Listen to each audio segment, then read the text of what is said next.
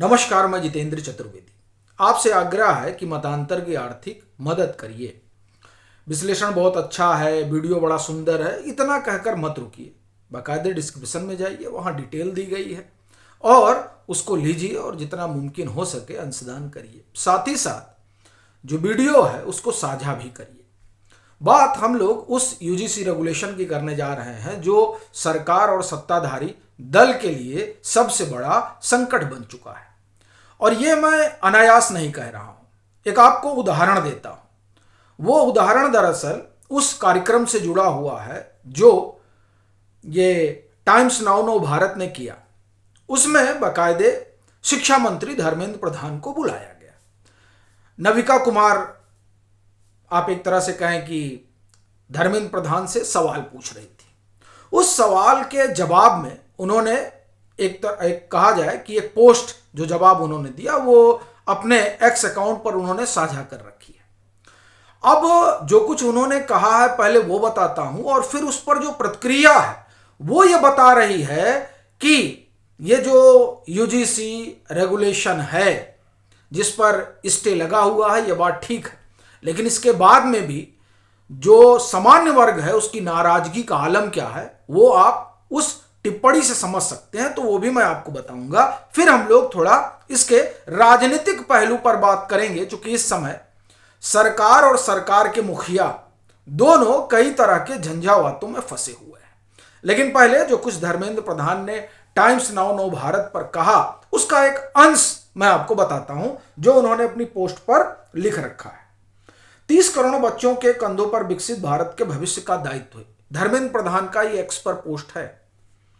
भारत की नई पीढ़ी को तैयार करने का दायित्व शिक्षा विभाग पर है। इस दिशा में समाज के सभी घटकों की मानसिक सक्रियता, सार्थक सुझाव और सामूहिक जिम्मेदारी के साथ हम इस लक्ष्य को पूरा करेंगे। 5:30 बजे इन्होंने ये पोस्ट डाली है। 851 लोगों ने देखा है और उस पर 15 टिप्पणी है।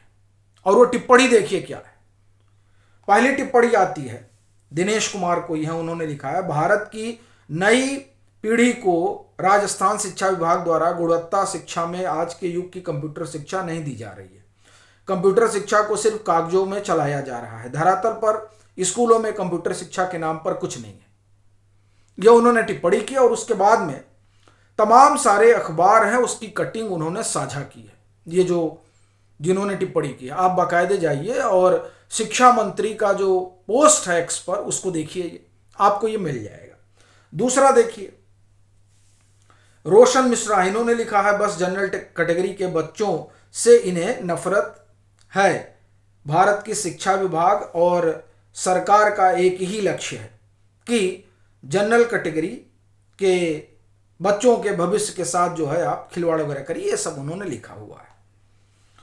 फिर देखिए एक और है गौरव शुक्ला, उन्होंने लिखा है, जनरल के बच्चों को पढ़ने नहीं दे रहे हैं, एडमिशन कराए तो यूजीसी लगाकर जेल भेज देते हैं। इस तरह की वो टिप्पणी कर रहे हैं। फिर अवधेश तिवारी हो कह रहे हैं, कोई भी मीडिया इन लोगों से यूजीसी के बारे में सवाल क्यों नहीं करता है। देखिए अब मीडिया भी कटघरे में आ गई है। क्यों? क्योंकि जो सवाल इस मसले से जुड़े हुए हैं वो पूछे जाने से लोग कतरा रहे हैं। फिर देखिए, हमारे पास आप जैसे मंत्री हैं, आप पर हमें पूरा विश्वास है। ठीक है, ये एक पॉजिटिव कमेंट है। इतने कमेंट में एक पॉजिटिव आया। बाकी जो कमेंट है वो कमेंट यही बता रहे हैं कि किस तरीके की प्रतिक्रिया आ रही है। यह प्रतिक्रिया ये जानने समझने के लिए पर्याप्त है कि ये जो रेगुलेशन है, इस रेगुलेशन ने किस तरह से भाजपा सरकार की एक तरह से कहा जाए हालत खराब कर रखी है। और ये देखिए, ये अकेला नहीं है।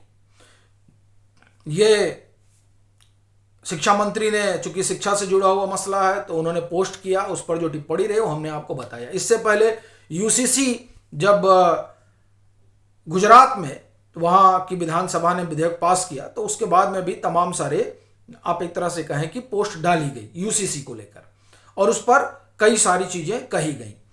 उस पर केंद्रीय गृह मंत्री ने डाला, प्रधानमंत्री ने डाला, खुद धर्मेंद्र प्रधान ने डाला, जो राष्ट्रीय अध्यक्ष हैं बीजेपी के नितिन नवीन उन्होंने डाला। लेकिन सब की जो पोस्ट है उस पोस्ट पर लोगों की तीखी प्रतिक्रिया थी और वो प्रतिक्रिया इस बात को लेकर थी कि साहब हमने भी यूसीसी ही मांगा था, लेकिन आप तो हमारे लिए यूजीसी ले आए। ये जो देखिए ये जो मामला है ना, ये मामला वाकई में सरकार के लिए बड़ा एक तरह से कहा जाए कि कठिन होता जा रहा है। और इसकी आप वानगी देखिए, यही सोशल मीडिया जो कभी इनके पक्ष में हुआ करता था आज इनके खिलाफ जाकर खड़ा हो गया है। सबसे बड़ी चीज यह है कि कई सारा इनिशिएटिव ऐसा है जो वाकई में आप ये कहें कि नरेंद्र मोदी सरकार के लिहाज से आप ऐतिहासिक है, लेकिन अब उस इतिहास की चर्चा नहीं होती है।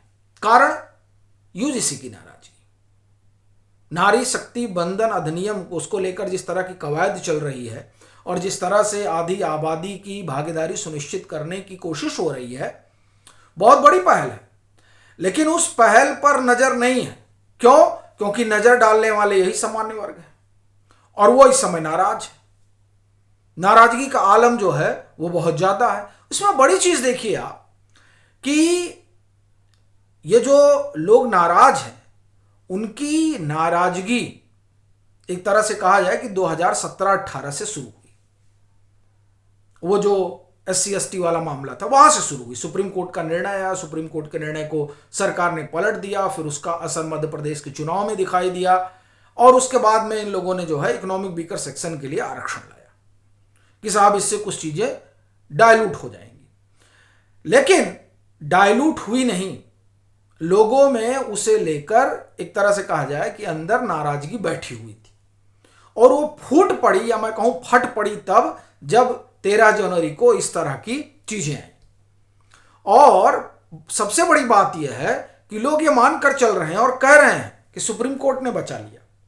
अब सोचिए, मतलब ये भाव जो है वो उनके अंदर घर कर गया कि इन्होंने बचा लिया, नहीं तो ये तो साहब हमारे खिलाफ ही अभियान चलाने पे लग गए। इस तरह की जो भावना है, इस तरह की जो एक तरह से आप कहें कि का विमर्श जो बना है, वो विमर्श इनके लिए समस्या का सबब बन सकता है। अब उसमें आप देखिए ये अकेली चीज नहीं है, इसमें कई सारी चीजें जुड़ रही हैं जो लगातार एक तरह से कहा जाए कि सरकार के खिलाफ विमर्श तैयार करने में बड़ी भूमिका निभा रही है। एक तो हम नाराज हैं इस बात को लेकर कि साहब आप ऐसा रेगुलेशन कैसे लेकर आ गए, उसके ऊपर जो तमाम सारी दुश्वारियां आ रही हैं, अब उन दुश्वारियों का भले कारण जो है वो बाहरी हो, लेकिन उस बाहरी कारण में भी यही ढूंढा जा रहा है कि साहब ये सरकार ने तो जीना दुश्वार कर दिया है। ये विमर्श जो बन रहा है साहब, इस विमर्श की जड़ में वो नाराजगी है जो कोर की है, यानी जो बीजेपी का कोर है, वो दुखी हो गया है कि साहब ये नहीं होना चाहिए और उसके दुख का कारण यूजीसी है। अब होता क्या है, जब आप किसी एक मसले को लेकर नाराज हो, और देखिए नाराजगी थोड़ी मोड़ी नहीं है, ये दरअसल वो लोग ऐसा महसूस कर रहे हैं, ये वर्ग ये महसूस कर रहा है कि साहब ये तो उस धारा और उस सनातन वाले मसले से दूर जाने वाली बात हो गई है कि साहब आप इस तरह की चीज ले आते हैं और फिर उसमें क्या होता है कि कई ऐसे लोग उतार दिए जाते हैं, उतर आते हैं जो फिर इस तरह की के जो चीजें हैं उसको एक तरह से कहा जाए कि डिफेंड करते हैं। और ये देखिए ये कहकर जो है बात खत्म नहीं हो जाती है कि सबके साथ न्याय होगा। ठीक है, जब सबके साथ न्याय होगा तो फिर यही होता है कि फिर जो लोग न्याय करेंगे तो जब न्याय होगा तो हम भी न्याय करेंगे, ये वाला भाव पैदा हो रहा है। और ये वाला जो भाव है वो देखिए वो सरकार के लिए ठीक संकेत और संदेश नहीं है, खास तौर से तब जब सरकार ऐसी समस्याओं में फंसी हुई हो जहां उसे अपने कोर की जरूरत हो, कोर के समर्थन की जरूरत हो। देखिए क्या है ना कि विमर्श जो है वो उनका कोर ही गढ़ता है, और जब कोर विमर्श गढ़ना बंद कर देता है तो ये किसी भी पार्टी और सरकार के लिए समस्या का सबब बन जाता है। क्योंकि देखिए ये दौर आप देखें कि सोशल मीडिया का है, और इसका अंदाजा आप इस बात से लगा सकते हैं कि एक अफवाह आपको क्या करती है, पेट्रोल पंप की लाइन में खड़ा कर देती। एक अफवाह, जबकि अफवाह पे ध्यान नहीं देना चाहिए। सरकार बार बार करे, किसी चीज की कमी नहीं है, लेकिन अफवाह है। और वो अफवाह कहां से जन्मी? इसी सोशल मीडिया के मंच से। तो अपना कहना यह है कि ऐसी कई चीजें हैं जो यहां कह दी जाती हैं और वो झूठी हैं, सच्ची हैं, एक बार की कोई वेरीफाई करने की भी कोशिश नहीं करता है। और उससे क्या होता है, एक अलग तरीके का विमर्श खड़ा हो जाता है। 2024 में जो विमर्श खड़ा किया गया, तमाम उन लोगों के जरिए जो पिच बना रहे थे, क्या कह रहे थे, संविधान बदल देंगे, सब कुछ, मतलब पूरा आरक्षण ही खत्म कर देंगे, ये विमर्श खड़ा किया गया। और उस विमर्श का असर चुनाव के नतीजों में दिखा। और जो 400 का नारा दिया जा रहा था वो 240 पर आकर अटक गए। ये ताकत है विमर्श की। इसीलिए ये जो कुछ अभी चल रहा है, उस चलने में बड़ी भूमिका मैं अभी भी मानता हूं कि ये यूजीसी है। जो नाराजगी इसके कारण उपजी है, वो नाराजगी उस विमर्श को काउंटर नहीं कर पा रही है, नहीं कर रही है, जो सरकार और एक तरह से कहा जाए कि मुखिया के खिलाफ हो रही है। अगर ये मामला नहीं होता तो मैं अभी भी मानता हूं कि इस तरह का विमर्श कम से कम प्रधानमंत्री नरेंद्र मोदी के खिलाफ तो नहीं खड़ा हो पाता। लेकिन है, मुखर होकर लोग बोल रहे हैं और उस बोलने का कारण बस एक है। बाकी आप लोगों की क्या राय है, जरूर साझा करें।